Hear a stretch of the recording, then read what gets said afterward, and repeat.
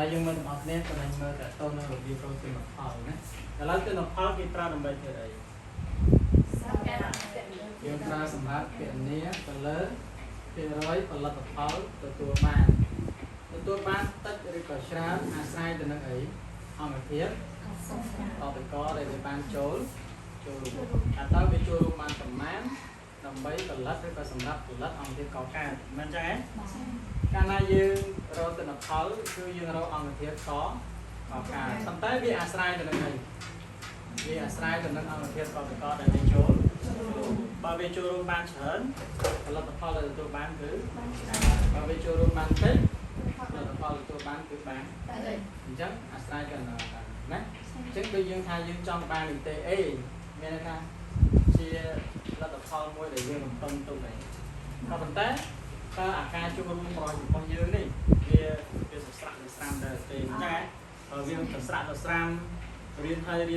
hai tiết trong prai rồi hốt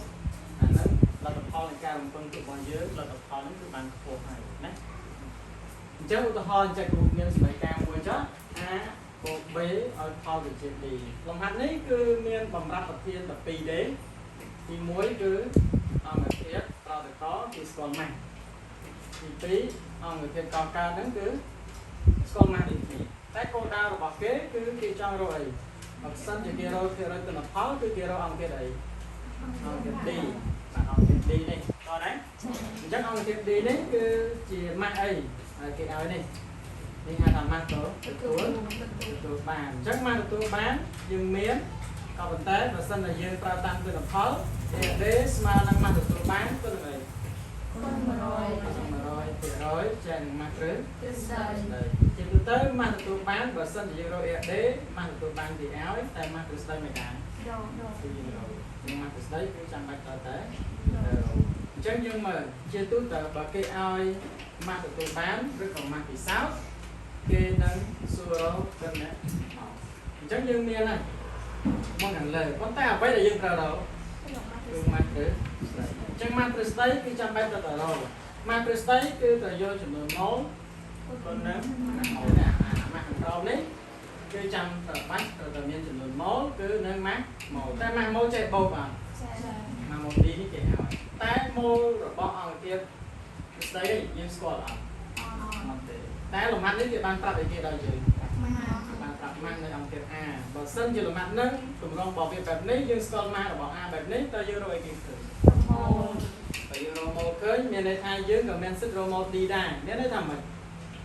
โมทริสไตเราบอกดีนี่ยืนโรตันน่ะ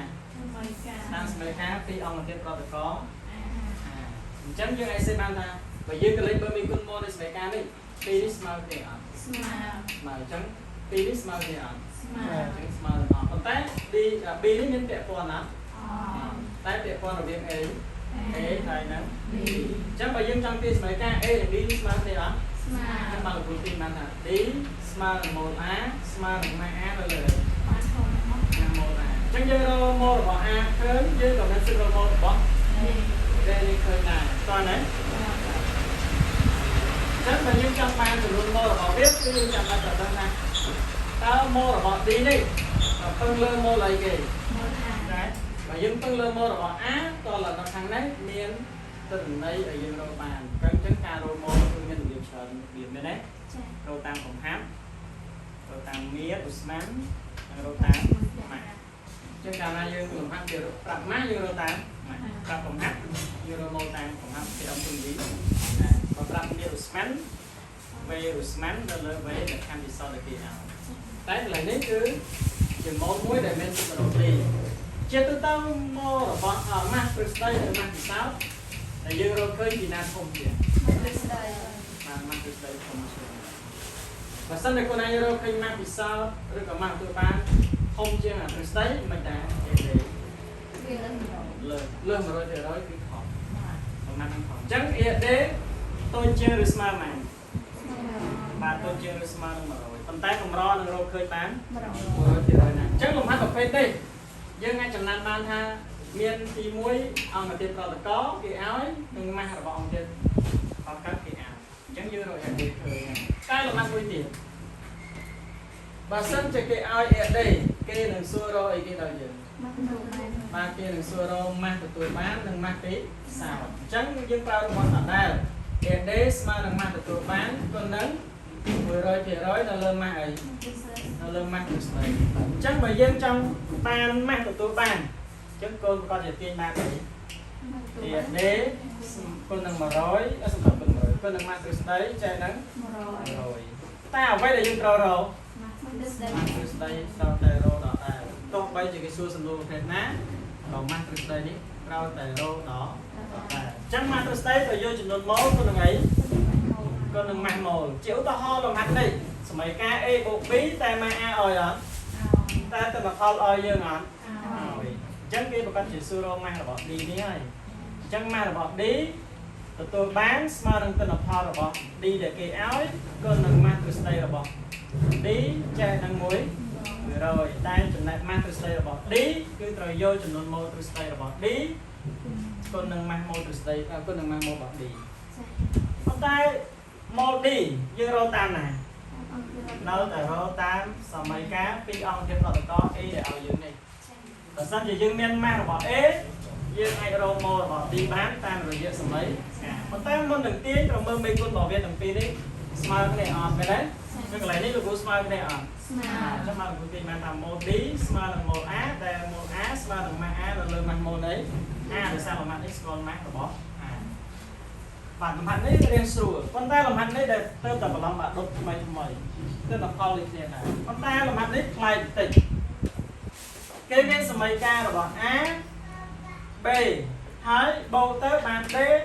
គេស្គាល់អីដែរស្គាល់ទិន្នផលរបស់ D ស្គាល់ម៉ាស់របស់ A ស្គាល់ម៉ាស់របស់ B អញ្ចឹងស្គាល់ដល់តែ2មើលលំហាត់នេះមិនដែរស្គាល់តែមិនដែរស្គាល់តែមួយទេអានេះក៏ស្គាល់ម៉ាស់ដែរស្គាល់តែមួយដែរតែនេះយើងស្គាល់ម៉ាស់ស្គាល់2ហើយស្គាល់ AD ទៀតលំហាត់នេះនៅតែសួររកម៉ាស់ D ទទួលបានដល់ដែរនៅតែសួររកម៉ាស់ D ទទួលបានដល់ដែរអញ្ចឹងបើយើងរកម៉ាស់ D ទទួលបានយើងនៅតែអនុវត្តតាមរង្វាន់អីជា D ដល់ដែរស្មើនឹងអីM ទទួលបានរបស់ D ចែកនឹង M ទ្រឹស្ដីរបស់ D គុណនឹង 100% ចុះបើយើងចង់ទាញរកម៉ាស់ទទួលបានរបស់ D ស្មើនឹង AD គុណនឹងម៉ាស់ទ្រឹស្ដីរបស់ D ចែកនឹង100យើងនៅតែរកអីគេអត់ដែរយើងនៅតែរកម៉ាស់ទ្រឹស្ដីដល់ដែរណាអញ្ចឹងម៉ាស់ទ្រឹស្ដីត្រូវរកតាមរយៈម៉ូលរបស់វាគុណនឹងអីម៉ាស់ម៉ូលតែម៉ូលទ្រឹស្ដីរបស់ D វានឹងអាស្រ័យទៅនឹងម៉ូលរបស់ពីរនេះអញ្ចឹងអ្នកនរប្រយ័ត្នប្រយែងកន្លែងនេះមែនទេម៉ូល A និងម៉ូល B ម៉ូល A ឬក៏ម៉ូល B តែកំណត់ប្រតិកម្មឬក៏ចូលរួមប្រតិកម្មអស់ម៉ូលនោះគឺមានសិទ្ធិរក D អញ្ចឹងនៅក្នុងចំណោម2នេះយើងមានសិទ្ធិរកម៉ូលបានទាំងពីរអត់បានម៉ាស់ D ម៉ាស់ A យើងស្គាល់ម៉ាស់ B យើងស្គាល់យើងមិនរកម៉ូលវាទាំងពីរនេះឃើញក៏ប៉ុន្តែមិនមែនម៉ូលទាំងពីរនេះវាស្មើគ្នាទេពេលខ្លះវាចូលរួមលើពេលខ្លះអានេះសល់តែសំខាន់បំផុតគឺទៅចំណាត់វាថាចាប់អារម្មណ៍ទៅលើវាថាតើក្នុងចំណោមពីរនេះមួយណាអស់អញ្ចឹងបើសិនតែខ្ញុំមានម៉ូលវាទាំងពីរនេះខ្ញុំទៅរកម៉ូលដើមវាសិនតើណាចាម៉ូលដើមវាយើងទៅយកម៉ាស់ចេះហ្នឹងឯងម៉ាស់ម៉ូលដើមរបស់នេះយើងទៅយកម៉ាស់ចេះនឹងម៉ាស់ម៉ូលហើយបន្តមកទៀតគឺទៅរកម៉ូលចូលរួមរបស់វាទាំងពីរនេះដើម្បីយកវាមកធៀបនឹងដើមជាទូទៅបើសិនជាម៉ូលចូលរួមធំជាងអាដើមគឺមានន័យថាអស់មិនចឹងទេអញ្ចឹងមានន័យថាបើសិនជាម៉ូលមួយណាក្នុងចំណោមពីរនេះអស់ម៉ូលនឹងហើយគឺមានសិទ្ធិទៅរកម៉ូលអង្គធាតុ D តើណាអញ្ចឹងយើងអាចសេតាមសមីការឥឡូវនេះខ្ញុំសូមបញ្ជាក់ម្ដងទៀតម៉ូល D អាចស្មើនឹងម៉ូល A ដែលអស់ឬក៏អាចម៉ូល D អាចស្មើនឹង1/2នៃម៉ូល B ដែលអស់យល់လားកន្លែងនេះបើសិនជាករណីអានេះអស់អានឹងហើយមានសិទ្ធិរក D បាទអានេះអស់អានឹងហើយមានសិទ្ធិរក D អញ្ចឹងសំខាន់បំផុតគឺក្នុងចំណោមម៉ូលទាំងពីរនេះមួយណាអស់មួយនឹងមានសិទ្ធិរកអង្គធាតុ D យល់ហើយណាបាទអញ្ចឹងនេះគឺតកតងទៅនឹងទិន្នផលមានតែ3នឹងទេប្រភេទលំហាត់ប្រភេទនេះមានន័យថាយើងស្គាល់អីគេបាទយើងប្រភេទលំហាត់ប្រភេទនេះគឺយើងស្គាល់ម៉ាស់អង្គធាតុប្រតិករ A និង D អញ្ចឹងរកទិន្នរកអីគេរកទិន្នផលប្រភេទលំហាត់នេះ ស្គាល់ម៉ាស់អង្គភាពប្រតិកលរបស់ A តែស្គាល់ទិន្នផលតែគោលដៅយើងរកម៉ាស់ទទួលបានរបស់ B លំហាត់នេះស្គាល់ម៉ាស់របស់អង្គភាពប្រតិកលទាំងអស់ហើយយើងស្គាល់ទិន្នផលទៀតតែគោលដៅរកអីគេ